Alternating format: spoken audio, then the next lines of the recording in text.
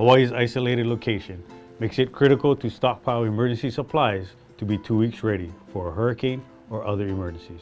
The supply list includes 14 gallons of water for each person, food for 2 weeks, a battery-powered radio, flashlight, and similar items.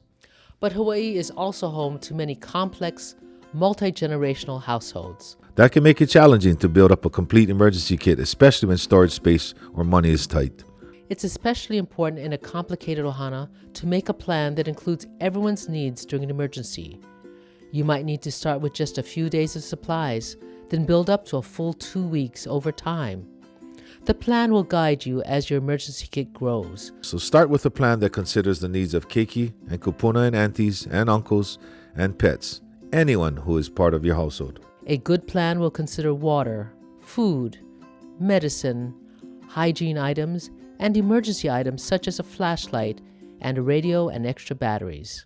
You also might want to put a deadline in your plan. For example, if you can't get to the 2 weeks ready all at once, set goals to add 1 or 2 days of supplies every month until you have a full emergency kit. In the next episode, we'll look at specific challenges and questions you might have about supplies, starting with the most important one, water.